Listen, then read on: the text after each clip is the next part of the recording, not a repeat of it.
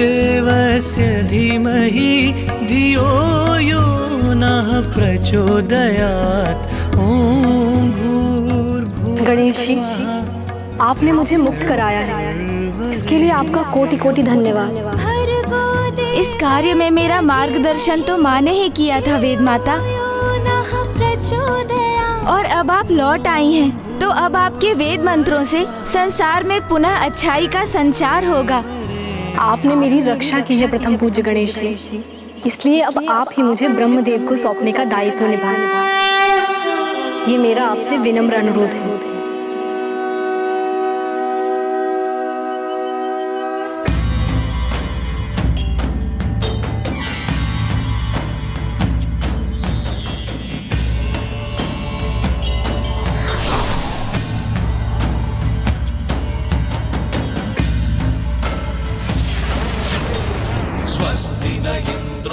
प्रणाम फूफा जी। स्वस्ति न पूषा विश्ववेदाः स्वस्ति नस्तार्क्ष्यो अरिष्टनेमिः। फूफा जी, मैं आपकी निधि वेद आपको सौंपता हूँ।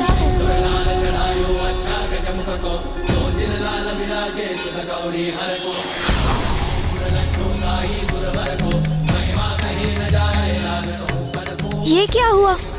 ये वेद भिन्न भागों में कैसे विभक्त हो गए? पुत्र, वेद विभक्त नहीं हुए। तुम्हारे और ब्रह्मदेव के हाथों में समग्र वेद है। पुत्र गणेश, आज तुमने वेदों को लुप्त होने से बचा लिया। आज के बाद ये वेद तुम्हारे हाथों में सदा के लिए स्थित रहेंगे।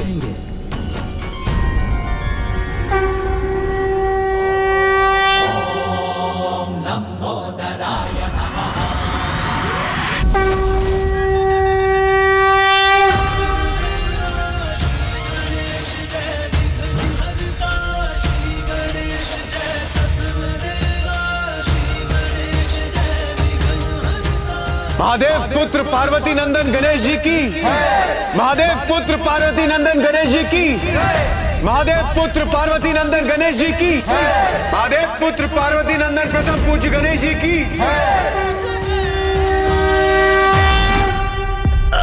महाराज, महाराज रक्षा कीजिए, महाराज, महाराज रक्षा कीजिए, महाराज रक्षा कीजिए हमारी। गणेश के हाथ में एक दीपक, यदि वो लौ तेरी नगरी तक पहुंच गई तो तेरी संपूर्ण नगरी भस्म हो जाएगी। नष्ट हो गया मेरा नगर, मेरा साम्राज्य सब नष्ट हो गया।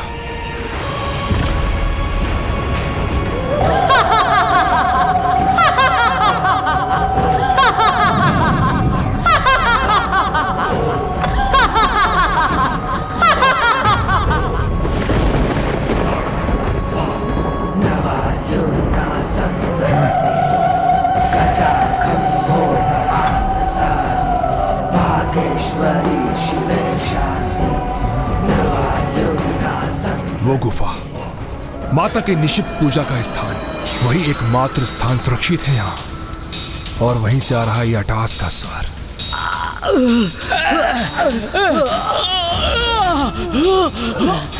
महाराज, महाराज रक्षा कीजिए, महाराज, महाराज रक्षा कीजिए, महाराज, महाराज रक्षा कीजिए, महाराज।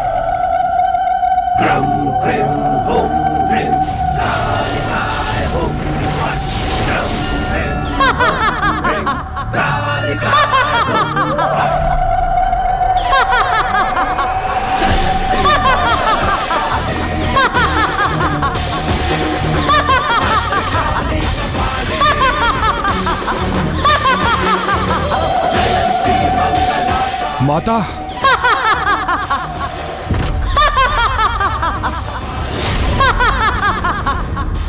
कैसी माता है आप? परम भक्त हूं मैं आपका, पूछता हूं आपको, किंतु आपके समक्ष एक बालक मेरा राज्य नष्ट कर गया, मेरा सर्वस्व भस्म हो रहा है, और आप अटास कर मेरा उपहास कर रही है।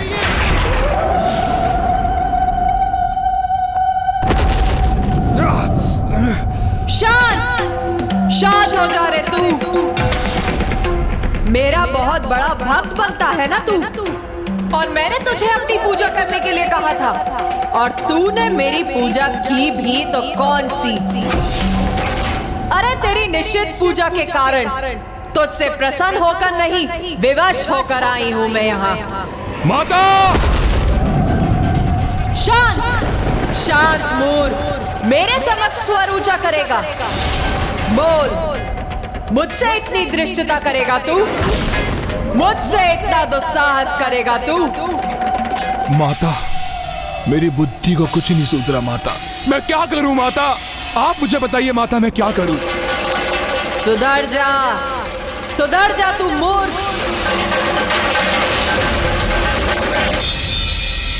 मुझे तो प्रतीत होता है दुर्गमासुर को अब तक अच्छाई की शक्ति का परिचय प्राप्त हो ही चुका होगा, तो अब तो वो सुधरने पर विवश हो ही गया होगा।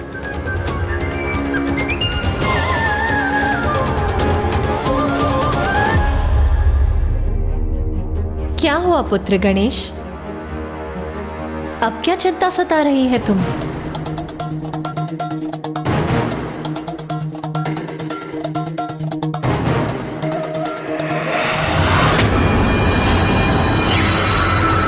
सुधर जाऊं मैं? कैसे? ये क्या सुझाव दे रही है आप माता मुझे? तो बता, तू करना क्या चाहता है?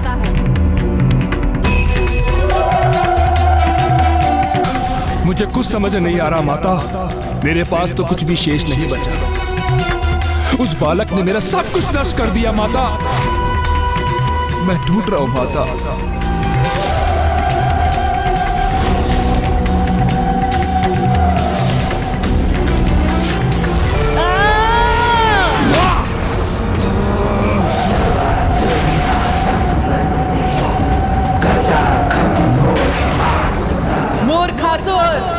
दुर्बल के भांति विलाप मत कर, जगा अपने साहस को। उठ! तू महाराज है यहाँ का, तो जा, तो अपने महाराज होने का दायित्व निभा।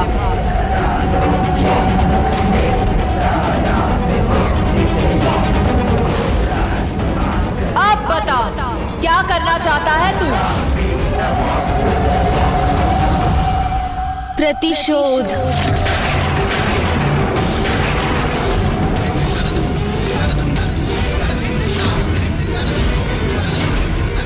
प्रतिशोध? गणेश जी, आप ये क्या कह रहे हैं? जिस अवस्था में दुर्गमासुर है उसके लिए प्रतिशोध की कल्पना करना तो दूर, वो उसका साहस भी नहीं कर सकता।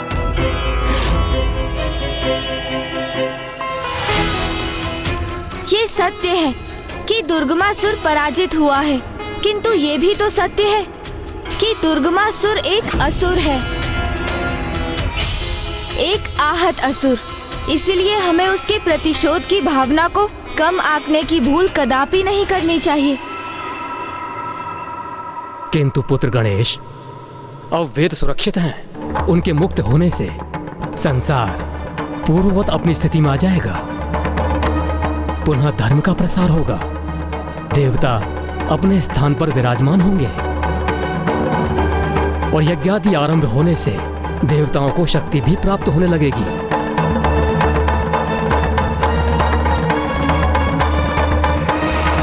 वेद की देवी देवताओं के निकट आ गई तो क्या हुआ? संसार में मैं अब भी अधर्म का प्रचार करूंगा। पुनः देवताओं को शक्तिशाली नहीं होने दूंगा मैं। उन्हें भविष्य प्राप्त ना हो, इसलिए यज्ञ बाधित करूंगा मैं। उनके द्वारा सृष्टि के संचालन में ऐसी बाधा उत्पन्न करूंगा कि जिससे देवताओं का नाम ही मिट जाएगा। और ये तू करेगा कैसे? तापीक!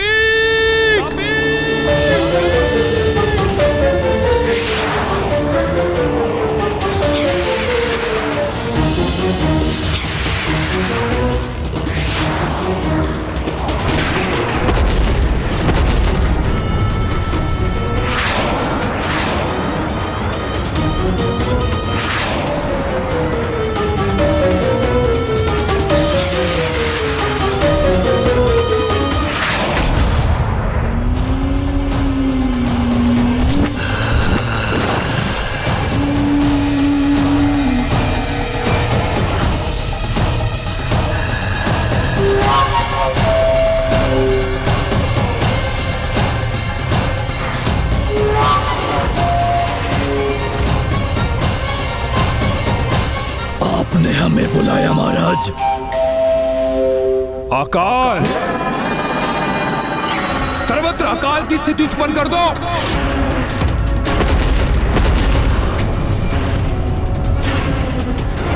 जो आज्ञा महाराज।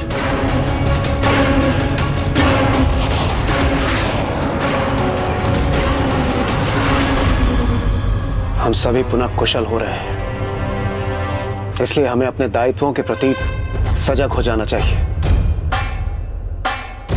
सप्तऋषि, आप यज्ञ आरंभ कीजिए। आपके यज्ञ से हम सभी को भविष्य की प्राप्ति होगी। वैदिक मंत्रों के उच्चारण से और यज्ञ की भविष्य से हम सभी को पुनः बल प्राप्त होगा और हम अपने कर्तव्यों को निभाने में सक्षम होंगे। मेरी किरणें संसार में ऊष्म ऊर्जा और प्रकाश प्रदान कर पृथ्वी पर जीवन का स्रोत बनेंगी, जिससे जीवन चक्र सुचारू रूप से क्रियाशील रहेगा। और जब सूर्य देव जलाशयों एवं जल के अन्य स्रोतों को उष्णता प्रदान करेंगे, तब मेरा जल वाष्प बनकर ऊपर उठेगा और उस वाष्प को मैं अपने वायु प्रवाह से आकाश में ले जाऊंगा, जहां उसे मेघ उत्पन्न होंगे। और मैं देवराज इंद्र मेघों से वर्षा कर जल को पुनः पृथ्वी पर लौटाकर प्रकृति को संपूर्ण पोषण प्रदान करूंगा, जिससे सृष्टि में जीवों को भोजन प्राप्त होगा और जल उनकी प्यास बुझाएगा।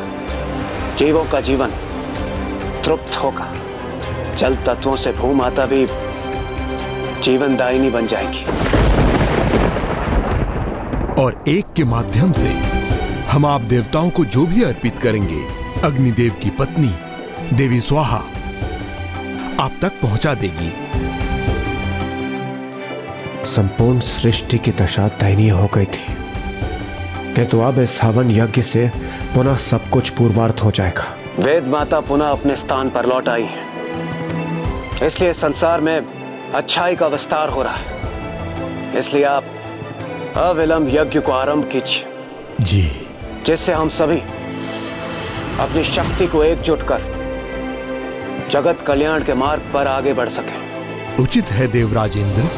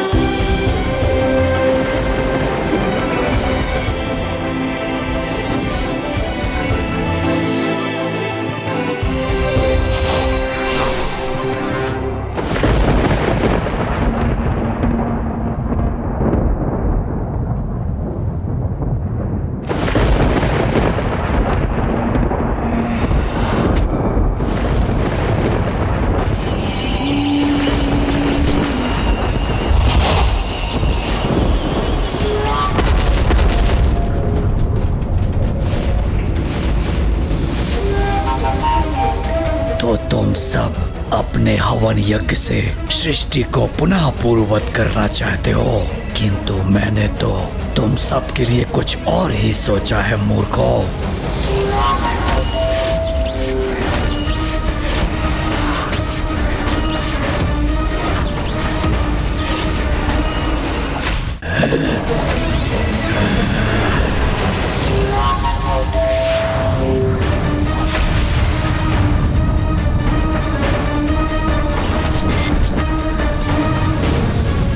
सब कुछ सुखा दूंगा मैं यहाँ अकाल उत्पन्न करने आया हूँ।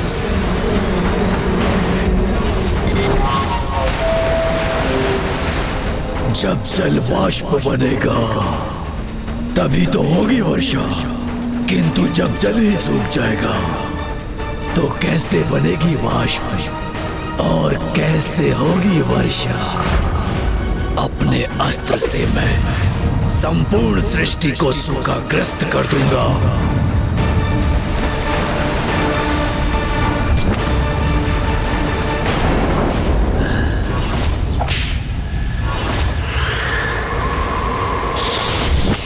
ना पीने के लिए जल होगा, ना ही कृषि के लिए वर्षा। जल के सभी स्रोतों को सुखा दूंगा मैं।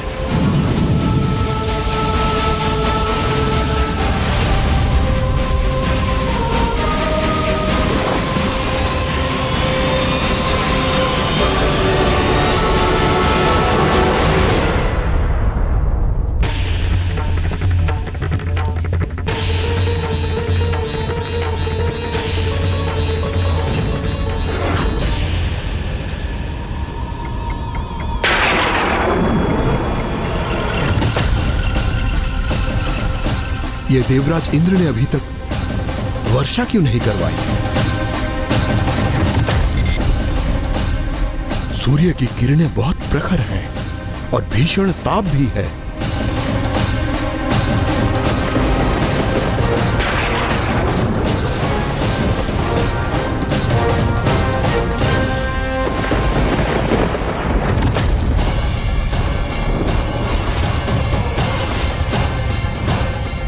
यज्ञ रोकिए, यज्ञ रोकिए।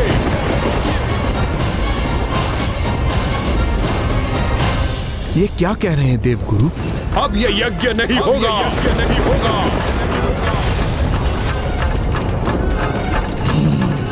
एक पंथ दो काज, इधर अकाल उत्पन्न किया मैंने और उधर इन ऋषियों का यज्ञ भी थम गया।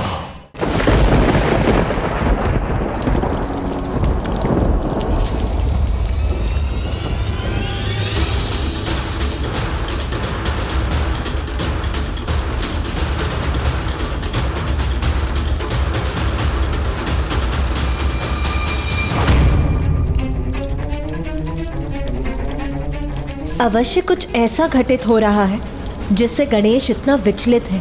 जब से वो काशी से लौटा है तनाव रहित नहीं हुआ है वो, किंतु मुझे उसे प्रसन्न करने का उपाय ज्ञात है।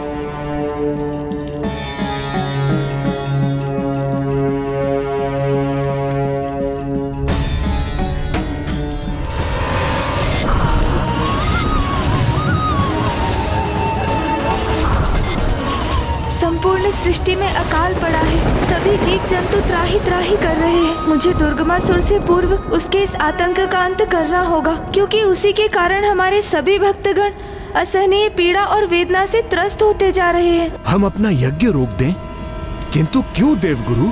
क्योंकि देवता अपना कर्तव्य नहीं निभा रहे हैं।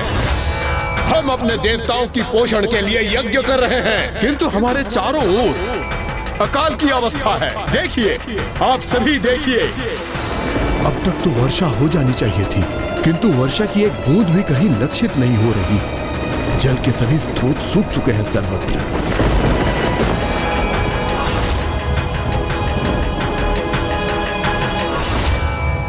देवी स्वाहा को हमारे आहार हेतु यज्ञ से उत्पन्न होने वाली हविष लाने में इतना विलंब क्यों हो रहा है? ऐसा प्रतीत होता है कि जैसे यज्ञ रुक गया हो। ये क्या? देवता अपने कर्तव्य क्यों नहीं निभा रहे हैं? ये प्रश्न तो मुझे आपको पूछना चाहिए ऋषि भृगु। आप अपने कर्तव्य को क्यों भूल बैठे? वाह देवराज इंद्र, वाह। हमसे आपकी अपेक्षा है कि हम अपना कार्य निष्ठा से करें, और आप पर ऐसा कोई बंधन नहीं। अपने कर्तव्य के प्रति भूल आप करें और हम पर आरोप भी लगाएं। क्या ये उचित है देवराज? ये आप क्या कह रहे हैं देवगुरु? भला हम अपना कर्तव्य क्यों भूलेंगे? यदि आप भूले नहीं हैं, तो चूक तो आपसे अवश्य हुई है। ये देखिए, चारों ओर देखिए, अकाल की स्थिति उत्पन्न हो गई है। सर्वत्र वृक्ष आदि सूखकर कंटक में परिवर्तित होते जा रहे हैं। मानव जल के लिए त्राही त्राही मचा रहे हैं। पीने के लिए अब जल की एक बूंद तक शेष नहीं है।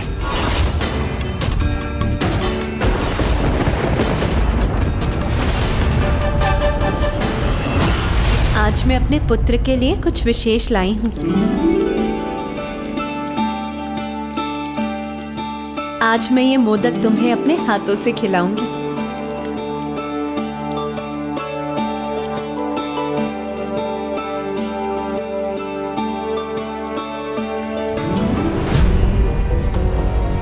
गणेश, तुम्हारे नेत्रों में ये अश्रु कैसे? क्या हुआ पुत्र? माँ, जब भक्त भूख से व्याकुल है तो मैं भोजन कैसे ग्रहण कर सकता हूँ? भक्त भूखा है अर्थात क्या आशय है तुम्हारा पुत्र?